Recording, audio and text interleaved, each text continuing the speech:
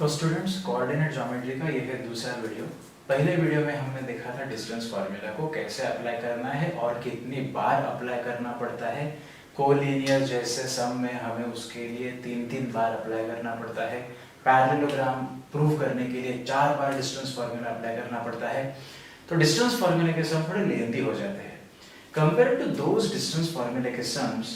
Today we are going to learn 5.2 and 5.3 in which we have comparatively कम length वाले answers.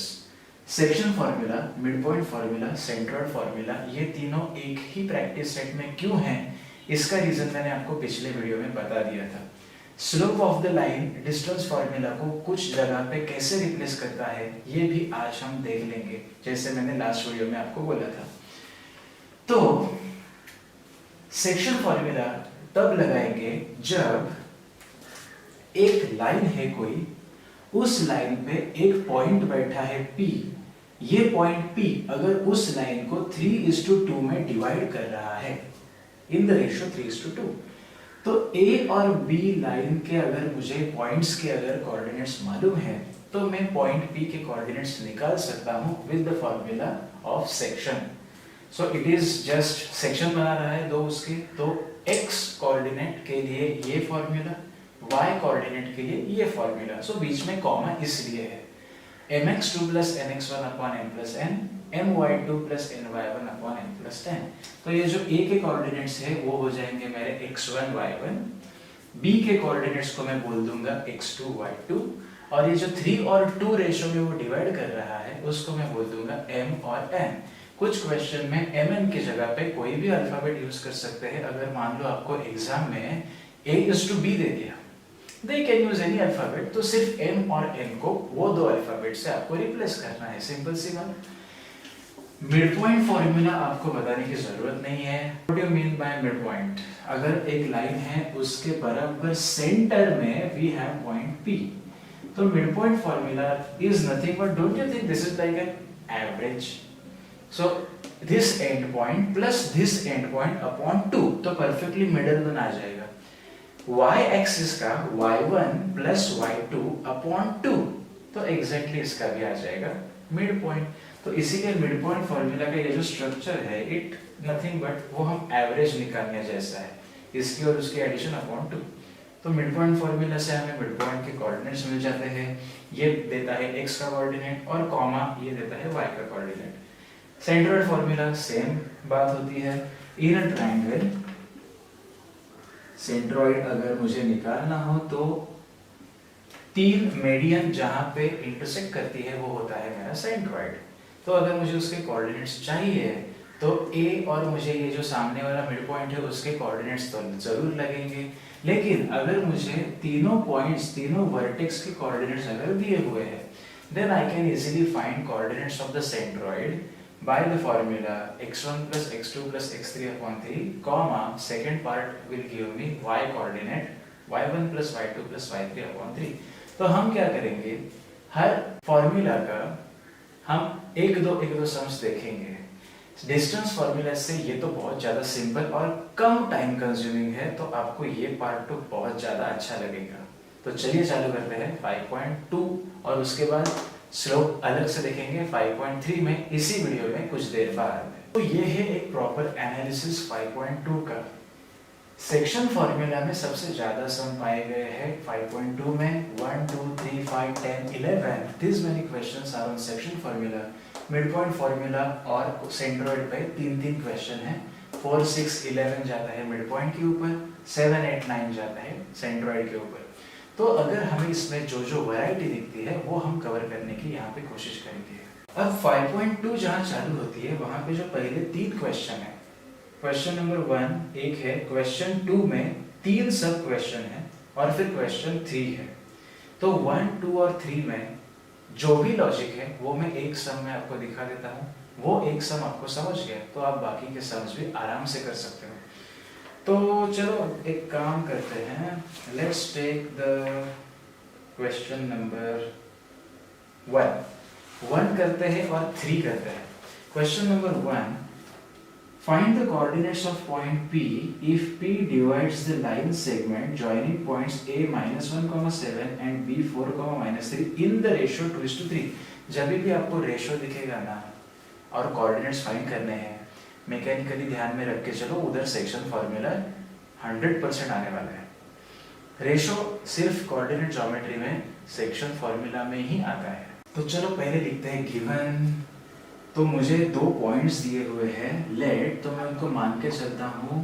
ए जो है -1,7 equivalent to x1, y1, x1, y1, x2, y2 assign करना, ये पूरे chapter में चलता रहेगा। b 4, -3 जिसको मैं बोल देता हूँ इक्विवेलेंट टू x2, y2। और जो मुझे रेशो दिया है ना 3:3 रेशो, उसको मैं मान लेता हूँ m:n, या फिर कोई भी अल्फाबेट ले सकते हो आप, a:b भी ले लिया, वही उस तरीके से फॉर्मूला लिखो 2:3। मतलब ये AB की लाइन, AB का सेगमेंट 2:3 में डिवाइड हो रहा है, और जो डिवाइड कर रहा है उस पॉइंट P के मुझे कोऑर्डिनेट्स निकालने हैं। तो P divides the line,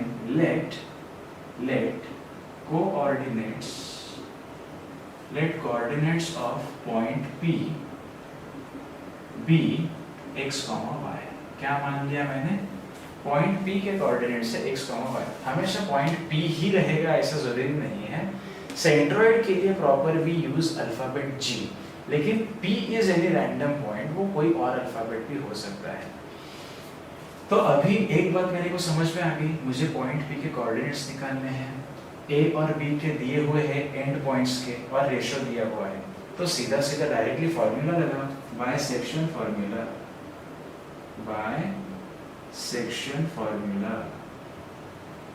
P x, y is equal to mx2 plus nx1 upon m plus n, my2 plus ny1 upon m plus n। आप m और n, x1, x2, y1, y2 सारे values जानते हो, आपके सामने ही तो है। तो ये सारे वैल्यू वहाँ पे असाइन कर दो, जो आंसर आएगा दैट्स योर फाइनल आंसर।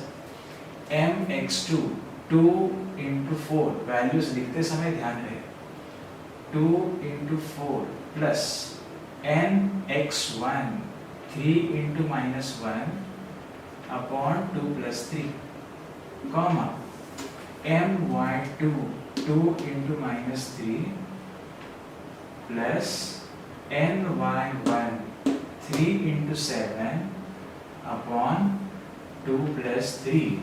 सो मुझे आंसर मिल जाएगा 4 2 8, 8 ये हो जाएगा -3, agree with this, 8 -3 5 upon 5, 2 plus 3 5, comma यहाँ पे क्या हो जाएगा -6 प्लस 21 हो जाएगा 15 upon 5।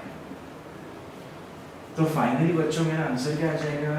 P x, y के जो कोऑर्डिनेट्स है वो कोऑर्डिनेट्स आ जाएंगे 1, 3। सो कोऑर्डिनेट्स, फाइनल आंसर क्या लिखेंगे? Coordinates of point P x, y are 1, 3। तो जैसे आपको ये क्वेश्चन समझ में आ गया, वैसे आपको सेकेंड में जो 3 क्वेश्चन दिए हैं सब क्वेश्चन, वो भी आप आराम से कर सकते हो। वहाँ पे सिर्फ mn की जगह पे a और b दिया हुआ है। लेकिन इसमें एक और वैरायटी है जो आती है क्वेश्चन नंबर 3 में। मान लो कि आपको a के कोऑर्डिनेट्स दिए हैं, b के कोऑर्डिनेट्स दिए हैं, और ये पॉइंट्स के अगर कोऑर्डिनेट्स दिए, और अगर रेशो पूछा तो कि रेशो निकालो, ऐसे भी तो आ सकता है। गिवन में बाकी चीज है, टू फाइंड में कुछ भी पूछ सकते हैं। आपको p के कोऑर्डिनेट्स दिए रहेंगे, रेशो दिया रहेगा, b के कोऑर्डिनेट्स दिए रहेंगे, और पूछेंगे a के कोऑर्डिनेट्स निकालो। फॉर्मूला तो वही आएगा, लेकिन कैलकुलेशन थोड़े से अलग हो जाएंगे। चलो तीसरा क्वेश्चन देख लेते हैं। ये third question, in third question find ratio पूछा है। Find ratio in which t -1, 6 divide the line segment joining the points P -3, 10 and Q 6, -8। तो जो दो नॉर्मल पॉइंट्स है उनको मान लेते हैं x1, y1, x2, y2। तो यहीं पे कर देते हैं, तो आपको दोनों का डिफरेंस समझ में आ जाएगा। P let P -3, 10 इसको मान के चलते हैं x1 y1 और क्यूब 6,8 को 6,-8 को मानते हैं x2, y2 और जो मुझे उसका सेक्शन जो कर रहा है उसके कोऑर्डिनेट्स भी दिए हुए हैं t-1,6 point t divides segment AB segment PQ okay point t divide कर रहा है लेकिन उसके भी कोऑर्डिनेट है लेट t के जो कोऑर्डिनेट्स है -1,6 उसको मैं मान लेता हूँ x, y क्योंकि एक्चुअल फॉर्मूला में x और y रहते हैं ना। अभी एक बात ध्यान से सुनो, जब मुझे रेशो निकालना है तब दोनों पार्ट की जरूरत नहीं है। जब मुझे रेशो निकालना है तब मैं x का पार्ट भी यूज करूं तो भी मुझे रेशो मिल जाएगा। कैसे? अभी देखो, अगर मान लो मैंने सिर्फ x का पार्ट ही यूज किया p का x कोऑर्डिनेट जो x इज इक्वल टू, पहले उसके ऊपर लिख दो let segment let the ratio be m/n let ratio be m/n। x का पार्ट क्या है mx2 plus mx1 upon m plus n। What is x minus 1? What is m? I don't know. What is x2? 6। तो ये हो जाएगा 6m plus n पता नहीं but x1 है -3 तो वो हो जाएगा -3n। समझ में आ रहा है? थोड़ा मैं एक स्टेप डायरेक्ट कर रहा हूँ इसीलिए कि वो स्टेप में सिर्फ वैल्यू सब्स्टिट्यूट होंगे, उसके बाद का result is important m plus n। अभी m प्लस n को ये साइड लेके आओ, यहाँ पे -1 है, दोनों के साइन चेंज कर देगा -m -n is equal to 6m -3n। अभी m की टर्म एक तरफ लाओ, n की टर्म एक तरफ लाओ तो क्या हो जाएगा? ये -m को उधर लेके जाओ वो हो जाएगा प्लस, ये -3 को इधर लेके आओ वो हो जाएगा +3। तो दिखेगा कैसे? +3n -n is equal to 6m + n। 3m में से एक गया, 2n is equal to 6 + 1 7n। अब एक काम करो, n को लेके जाओ वहां नीचे, 7 को लाओ ये साइड नीचे, तो therefore 2/7 is equal to m/n। मिल गया ना रेशो? रेशो ही तो पूछा है, m/n कितना? 2:7। Therefore, m/n is equal to 2:7। तो आपको एक पार्ट भी आपने ले लिया, बीच में कॉमा है ना, तो आप सिंगल पार्ट भी ले सकते हो। ये x का कोऑर्डिनेट लिया, अगर आप सेकेंड पार्ट से भी करोगे, अभी आप एक होमवर्क ट्राई करो, यही क्वेश्चन y का पार्ट लेके ट्राई करो, सारे y के वैल्यूज डाल दो, फिर भी आपको आंसर 2/7 2:7 ही आएगा। सेक्शन फॉर्मूला का वैरायटी समझ में आ गया? अभी एक मिड पॉइंट में इतनी वैरायटी नहीं है, देख लेते हैं फिर भी मिड पॉइंट के कुछ क्वेश्चन। अब जैसे सेक्शन फॉर्मूला का थर्ड क्वेश्चन आपको समझा, आप फिफ्थ क्वेश्चन भी कर सकते हो। तो मैंने आपको फर्स्ट बताया, आप सेकंड कर सकते हो, मैंने आपको थर्ड बताया, आप फिफ्थ कर सकते हो। अब मैं आपको फोर्थ बताऊंगा तो शायद आप सिक्स्थ भी कर पाओगे, क्योंकि 4 और 6 है मिड पॉइंट फॉर्मूला। तो चलो देखते हैं क्वेश्चन नंबर 4 क्या है। Question 4 5.2 Point P is diameter, center of circle AB is diameter. Find coordinates of point B if A and P are 2 - 3 - 2 0। चलो मेरे पास एक सर्कल है and we have a diameter जिसका सेंटर है P और AB diameter पे बैठे हैं। A के कोऑर्डिनेट्स है 2, -3 और P के कोऑर्डिनेट्स है -2, 0 और उन्होंने पूछे हैं B के कोऑर्डिनेट्स। देखो अभी आ गया ना चेंज, मिड पॉइंट फॉर्मूला तो लगेगा फॉर श्योर, क्योंकि डायमीटर का mid point is going to be centre of the circle जो है P। लेकिन मुझे यहाँ पे मिड पॉइंट दिया हुआ है और पूछा है दूसरे के कोऑर्डिनेट्स, जो दूसरा पॉइंट है उसके कोऑर्डिनेट्स निकालो। ठीक है, कोई बात नहीं। चलो सबसे पहली बात, लेट A जो है 2, -3 उसको मान लेते हैं x1 y1। जो पॉइंट B है ना, let coordinates of point B be x2, y2। जो पॉइंट B है उसके कोऑर्डिनेट्स मान लेता हूं मैं x2, y2। फिर point P is midpoint। Point P is midpoint of diameter AB as P is center of circle। P is center of circle। तो हो क्या जाएगा, जो पॉइंट P है तो लेट P के जो कोऑर्डिनेट है -2, 0 उसको मैं मान देता हूँ x, y। हमेशा याद रखो सेक्शन फॉर्मूला में जो डिवाइड करता है लाइन को उसको हमेशा कंसीडर करो x, y। Mid point formula में मिड पॉइंट के कोऑर्डिनेट्स हमेशा कंसीडर करो x, y और सेंट्रोइड में हमेशा सेंट्रोइड के कोऑर्डिनेट्स कंसीडर करो x, y। ये मिल गया। अभी नॉर्मल मिड पॉइंट फॉर्मूला लगा बाय मिड पॉइंट फॉर्मूला।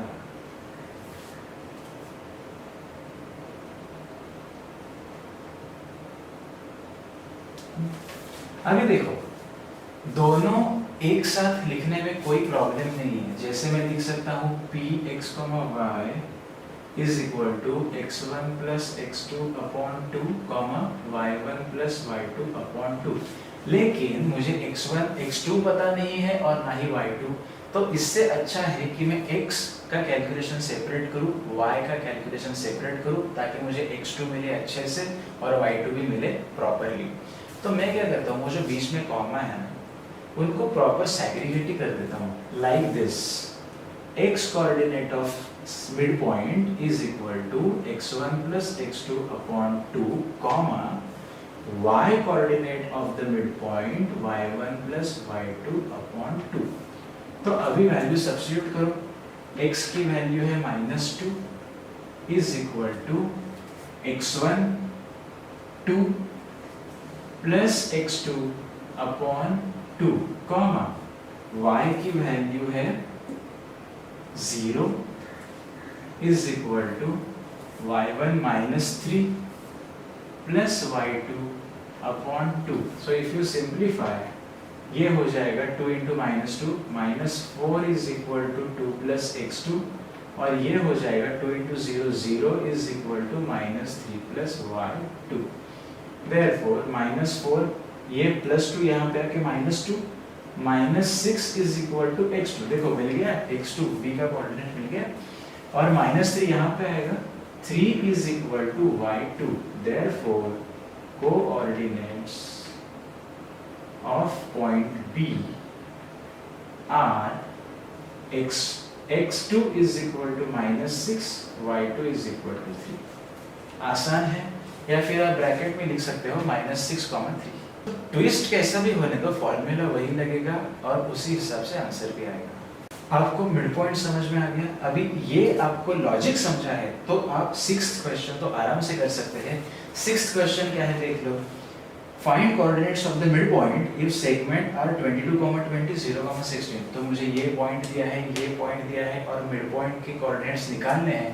तो सिंपल सा ये फॉर्मूला लगाऊंगा, x की वैल्यू निकालूंगा bye substituting x1 x2, y की वैल्यू निकालूंगा bye substituting y1 y2। Very simple. तो कितने जल्दी हमारे 6 क्वेश्चन हो गए। 1 समझ में आ गया तो दूसरा कर सकते हो, तीसरा समझ में आ गया तो 5th कर सकते हो, चौथा समझ में आ गया तो 6th वन भी कर सकते हो। क्लियर है? तभी डिस्टेंस फॉर्मूला और इसको कंपेयर करो कितना सिंपल है ये। तो अभी 7th, 8th और 9th ये सेंट्रॉइड बेस्ड क्वेश्चन है। 7th question is very simple. 3 vertices दिए हैं ट्रायंगल के और सेंट्रॉइड के कोऑर्डिनेट्स पूछे, तो उसमें से एक देख लेंगे। 8th और 9th में क्या ट्विस्ट किया है, सेंट्रॉइड के कोऑर्डिनेट्स दिए हैं और 3 में से एक के पूछे हैं। तो दोनों के लॉजिक देख लेते हैं। बहुत ही सिंपल है, कुछ ज्यादा है, कुछ रॉकेट साइंस नहीं है, आप देख लीजिए। चलो 7th में से करते हैं जिसमें ज्यादा निगेटिव हो, तो सब इक्वली है। चलो करते हैं सेकंड में। तो उसमें उन्होंने कुछ नाम वगैरह दिया नहीं है उस वर्टाइसेस को, तो मैं दे देता हूं लेट A 3 कॉमा माइनस 5 इसको मैं मान लेता हूं x1 कॉमा y1। जो b है 4 कॉमा 3 उसको मैं मान लेता हूं x2 कॉमा y2। और जो c है 11 कॉमा माइनस 4 उसको मैं मान लेता हूं x3 कॉमा y3। आसान है। अभी जो सेंट्रोइड है उसके कोऑर्डिनेट्स डिफाइन करेंगे x कॉमा y है। Let G be centroid of triangle having coordinates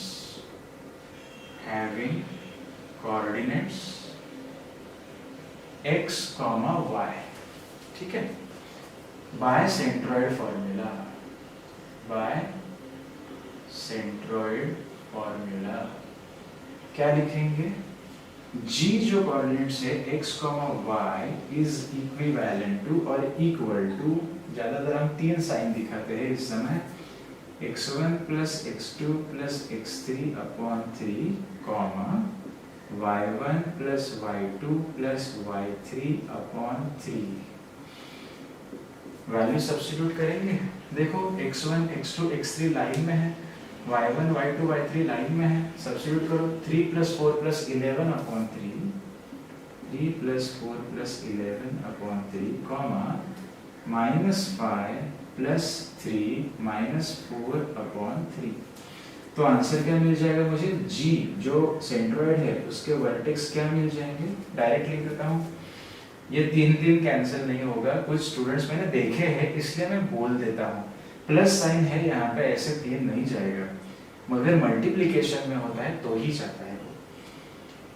4 plus 3 7, 11 plus 7 18, 18 upon 6 हो जाता है 3, 6, 18 upon 3 is 6, comma minus 5 plus 3 minus 2, minus 2 minus 4 minus 6, minus 6 upon 3 minus 2। तो मुझे क्या कोऑर्डिनेट्स मिल गए सेंट्रोइड के? 6, minus 2। 6, minus 2 are coordinates of required centroid. Simple है।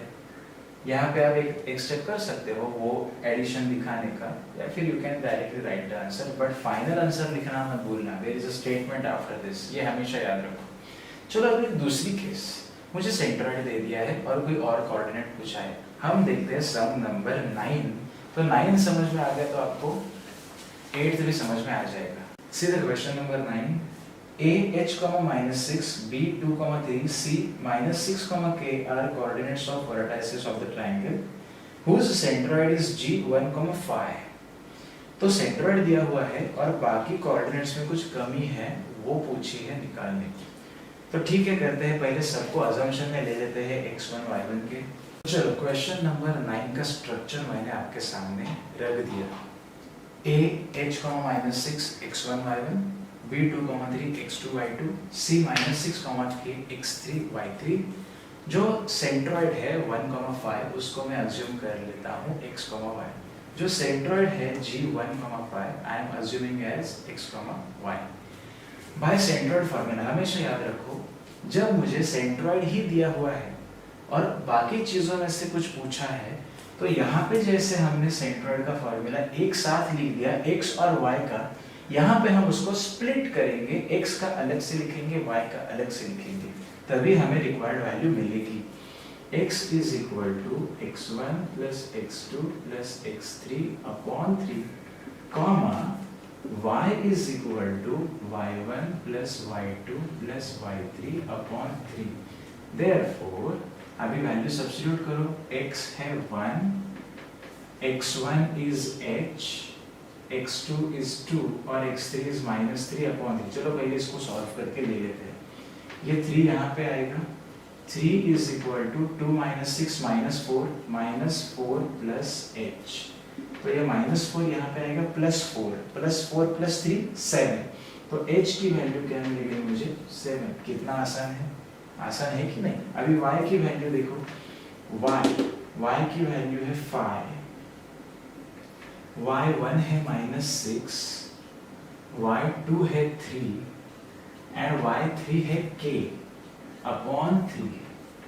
या 3 को यहाँ लेके आओ, 15 minus 6 plus 3 minus 3 plus k, minus 3 को 15 के साथ ऐड करो, माइनस 3 यहाँ पे आके प्लस 3 हो जाएगा, 15 plus 3 18।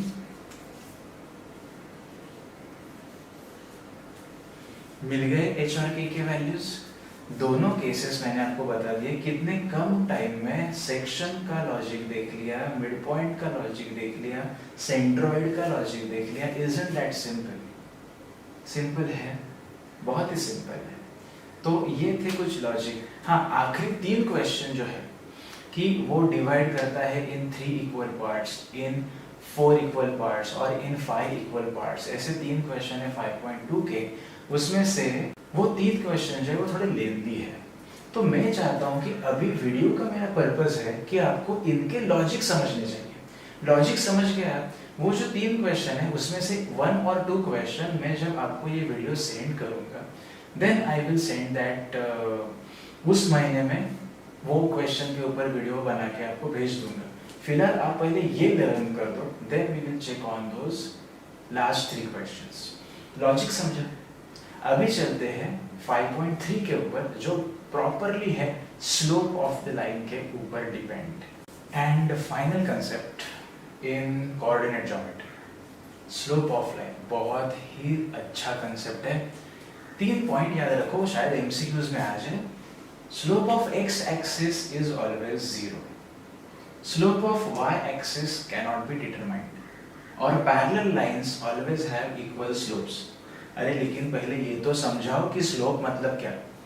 Slope is nothing but, हमारे ग्राफ में 2 एक्सिस होते हैं, ये है मेरा x एक्सिस और ये है मेरा y axis. Agree?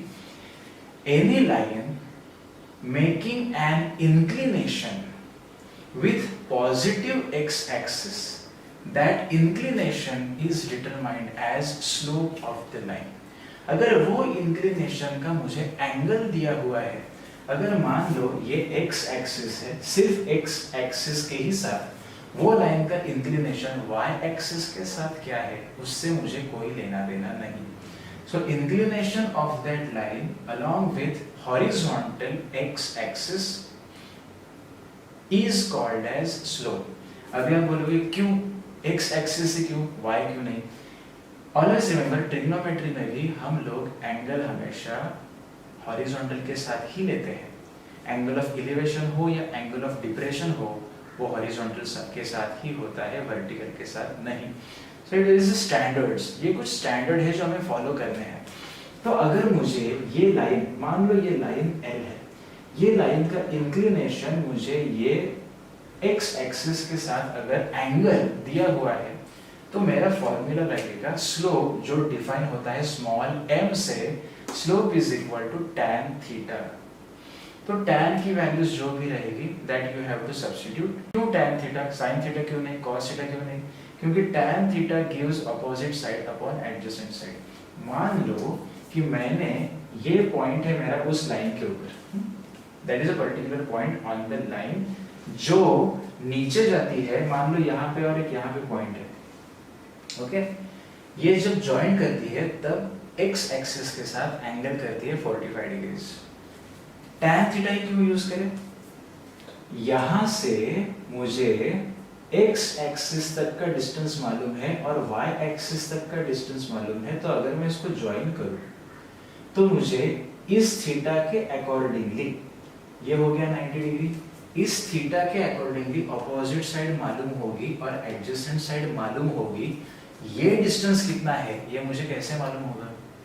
That will vary according to the position changes, but surely on the graph I can calculate opposite side and adjacent side। और opposite side और adjacent side के बारे में कौन बोलता है? tan theta. इसीलिए slope of the line में हम यूज करेंगे tan थीटा। ऐसे कुछ लॉजिक है, आपको क्वेश्चन आ सकते हैं, या फिर आप एक सोचोगे मैकेनिकली चलो ना भाई, फॉर्मूला है, रटो, वैल्यू सब्स्टिट्यूट करो, आंसर निकालो। बट अगर आपको क्यूरियोसिटी हो इसलिए मैंने बता दिया। तो चलो, x एक्सिस का स्लोप 0 क्यों होता है? क्योंकि फॉर्मूला देखो, जो पॉइंट एक्स एक्सिस के ऊपर ही है उसका y कोऑर्डिनेट क्या होता है? 0। y कोऑर्डिनेट 0 मतलब न्यूमरेटर 0, न्यूमरेटर 0 मतलब स्लोप 0। अगर स्लोप ऑफ y एक्सिस के ऊपर जो पॉइंट है वो y एक्सिस के ऊपर के पॉइंट का x कोऑर्डिनेट क्या हो जाता है? 0। मतलब ये है 1, ये है 2, ये है 3।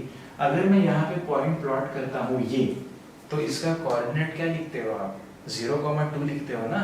तो इसका मतलब 0,2 का मतलब x कोऑर्डिनेट हो जाता है 0। तो y एक्सिस में x हो जाता है 0, जहां पे हो गया डिनोमिनेटर 0, वो डिटरमाइन नहीं कर सकते हम मैथमेटिक्स में। और पैरेलल लाइंस जो है उनके स्लोप हमेशा इक्वल होते हैं। क्यों?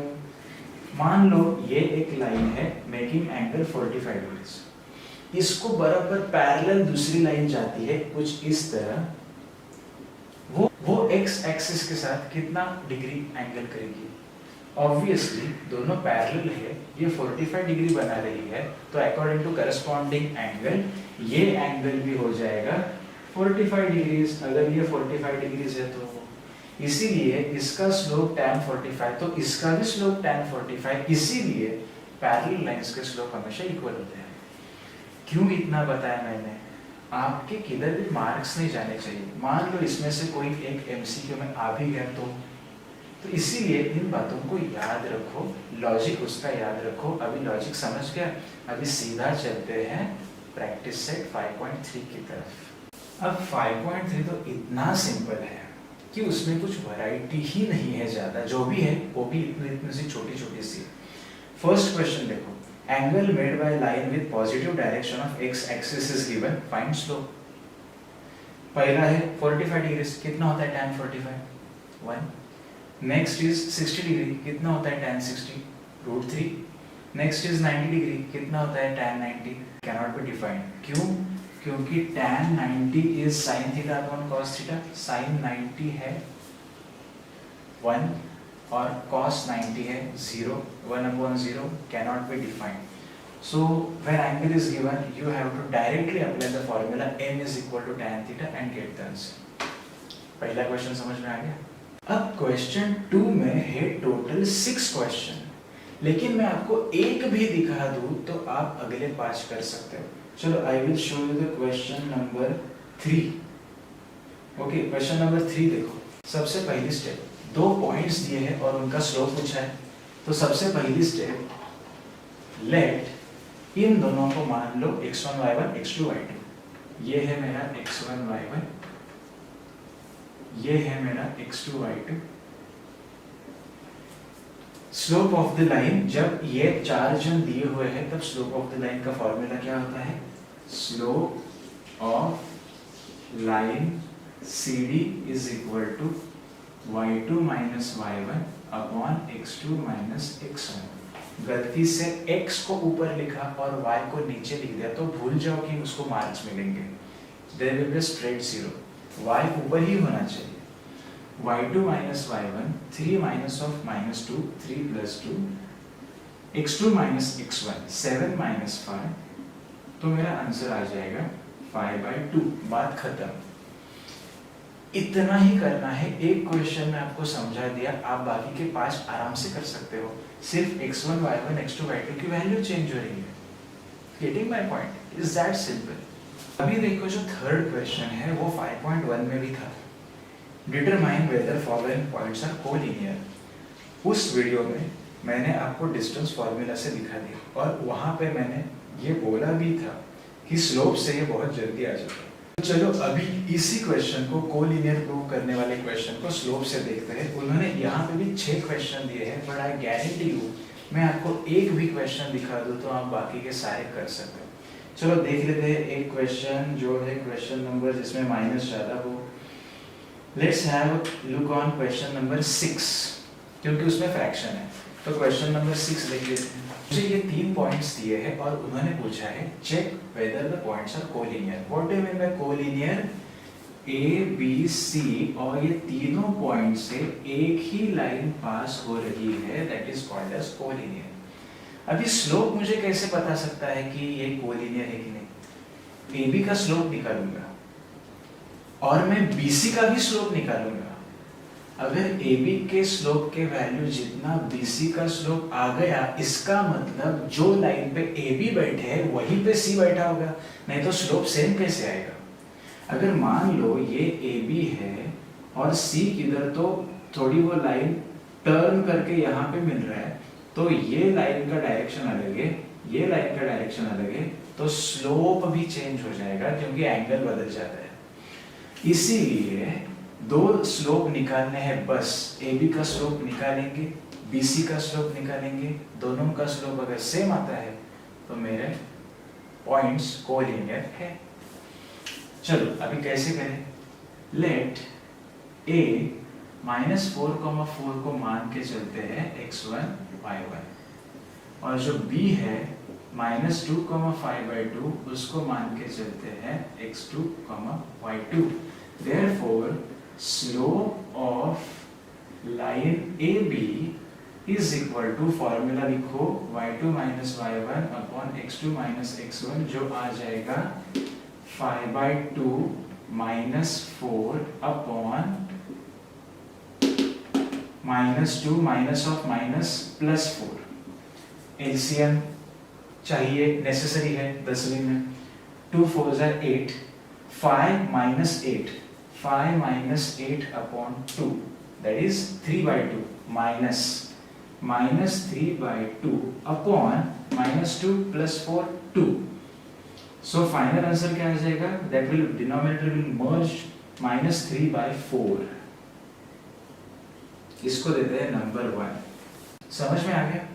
Number 1 slope of AB -3/4। कुछ नहीं, मैंने एलसीएम किया और सिंप्लीफाई किया। लॉजिक समझो। अभी स्टेप 2 क्या करनी है, B और C का आप कोई भी दो स्लोप लो, AB का, BC का और AC का, तीन में से आप जो आपको मन करे वो दो का स्लोप निकालो। अगर आप यहाँ पे ऐसे सोचोगे कि यार AB के स्लोप तो निकाल लिया जिसमें B फ्रैक्शन में है, मुझे फ्रैक्शन नहीं चाहिए, तो आप AC का स्लोप निकालो, तीनों स्लोप का वैल्यू सेम ही आएगा। चलो मैं आपके सिंप्लिसिटी के लिए AC का स्लोप निकाल देता हूँ। A -4,4 x1 y1 और C 4,-2 x2 y2। मैंने BC के जगह पे AC सिलेक्ट कर लिया।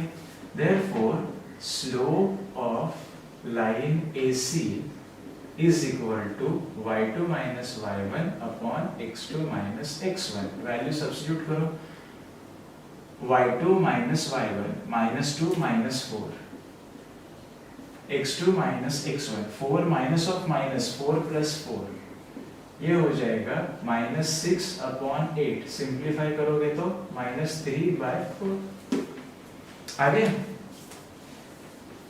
हर बार स्लोप सेम आएगा जरूरी नहीं है। स्लोप अगर सेम आता है तो वो कोलिनियर है, अगर स्लोप सेम नहीं आया तो वो कोलिनियर नहीं है। जरूरी नहीं है कि ये सब में स्लोप सेम आया तो वो 6 के 6 सब में स्लोप सेम आएगा, नहीं। There will be a question, उन्होंने पूछा है check whether they are collinear और not.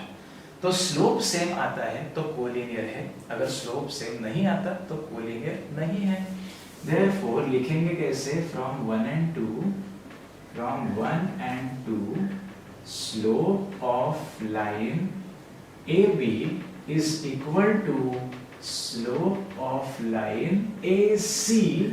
Therefore points A, B, C are collinear. मान लो कि ये दो स्लोप सेम नहीं आए तो मेरा रिजल्ट क्या आएगा, from 1 and 2 slope of AB not equal to slope of AC, therefore point ABC are non collinear. अभी आप डिस्टेंस फॉर्मूला कंपेयर करो इसके साथ कि कोलिनियर प्रूव करना है तो कौन अच्छा है। ऑब्वियसली स्लोप से बहुत जल्दी हो जाता है और बिना किसी रूट या स्क्वायर या उससे हो जाता है। समझ में आ गई बात। तो whenever you find the question of collinear in the exam, go with the slope। चलो कुछ और कैटेगरी देख लेते हैं। तो स्लोप कैसे निकाले आपको समझ में आ गया। दो पॉइंट दिए हैं तो y2 minus y1 upon x2 minus x1। अभी देखो question number 5। Show that ABCD are vertices of parallelogram। Parallelogram की बेसिक डेफिनेशन क्या है? Opposite sides are parallel. अभी स्लोप मुझे कैसे हेल्प करेगा कि वो पैरेललोग्राम है कि नहीं प्रूव करने में? मान लो ये मेरा है ABCD parallelogram. What is the property of slope with parallel lines? Parallel lines का स्लोप होता है सेम। तो आपको यहाँ पे 4 बार स्लोप निकालना है, जो डिस्टेंस फॉर्मूला से बहुत बेहतर है, टाइम कंजम्पशन कम है। AB का स्लोप और CD का स्लोप अगर सेम आता है तो AB पैरेलल CD, AD का स्लोप और BC का स्लोप अगर सेम आता है तो AD parallel BC, as opposite sides are parallel given quadrilateral is parallelogram. अभी स्लोप कैसे निकालना है आपको समझ में आ गया। इसको मानो x1 y1, इसको मानो x2 y2, y2 minus y1 upon x2 minus x1। CD के समय इसको कंसीडर करो x1 y1, इसको कंसीडर करो x2 y2।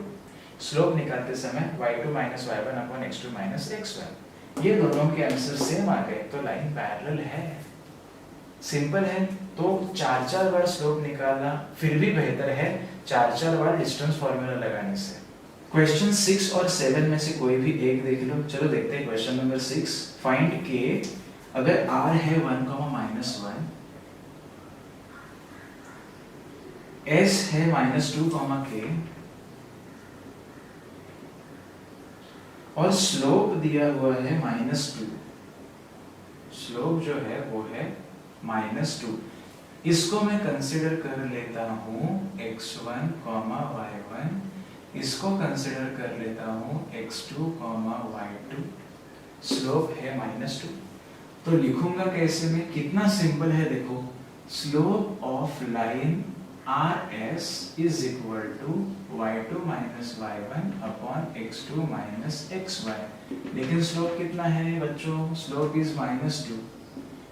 y2 k minus of -1, इधर भी ऑपरेशन में भी माइनस है और 1 के खुद के पास भी माइनस है, k plus 1 upon x2 minus x1 -2 -1। therefore -2 is equal to k plus 1 upon -3, -3 into -2 multiplication positive 6, 6 is equal to k plus 1। ये plus 1 यहाँ पे आ जाएगा तो k की वैल्यू मिल जाएगी 5। Value of k is 5।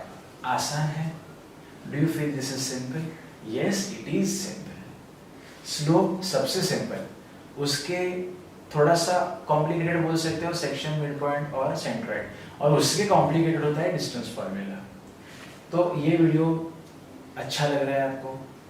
और एक आखिरी सम दिया है आपको। क्वेश्चन है फाइंड के PQ पैरेलल RS और मुझे सारे कोऑर्डिनेट्स दिए हुए हैं। सो लेट यहाँ पे मैं P और Q को सेपरेट कंसीडर करता हूँ, R और S को सेपरेट कंसीडर करता हूँ। PQ लाइन अलग है, RS लाइन अलग है, तो उनको मैं दोनों को x1 y1 x2 y2 बोल सकता हूँ। लाइन पैरेलल है तो हमें एक लाइन लिखनी होती है। Slope of parallel lines is same और equal, therefore slope of PQ has to be equal with slope of RS। तो फॉर्मूला लगाओ दोनों जगह पे। y2 minus y1 upon x2 minus x1 has to be equal with y2 minus y1 upon x2 minus x1। इसीलिए तो मैंने तैयारी करके रखी। इसमें x1 y1 x2 y2, यहाँ पे x1 y1 x2 y2। Substitute the values respected, यहाँ की यहाँ, यहाँ की यहाँ पे। 6 minus 4 upon 3 minus 2 is equal to k minus 1 upon 5 minus 3। क्या आंसर मिल जाएगा? 2 by 1 is equal to k minus 1 upon 2। सीधी बात है। k minus 1 is equal to 4, k is equal to 5। तो आंसर मिल जाएगा मुझे k minus 1 is equal to 4। तो minus 1 वहां पे जाने के बाद k की वैल्यू मिल जाएगी 5। आपने ये दो वीडियो में जितने कंसेप्ट्स देखे कोऑर्डिनेट ज्योमेट्री के, उसके बाहर कोऑर्डिनेट ज्योमेट्री में कुछ नहीं है। आपको किधर तो सेंट्रॉइड लगेगा, मिड पॉइंट लगेगा, सेक्शन लगेगा, किधर तो आपको स्लोप लगेगा या किधर डिस्टेंस फार्मूला लगेगा। Once you understood this concept very well, coordinate geometry आपके कंट्रोल में आ जाता है। प्रैक्टिस करते रहिए। मैं अभी वीडियो के बाद कुछ क्वेश्चन नहीं दे रहा क्योंकि मैं चाहता हूं कि आप प्रॉब्लम सेट से क्वेश्चन खुद ट्राई करो, क्योंकि अगर आपको लॉजिक समझ में आ रहा है तो आपको प्रॉब्लम सेट आना चाहिए। Out of the text book question में लेके आऊंगा बाद में, पहले आप प्रॉब्लम सेट ट्राई करो, नॉर्मल क्वेश्चन ट्राई करो, फिर हम देखेंगे कुछ एक्स्ट्रा क्वेश्चन बाद में।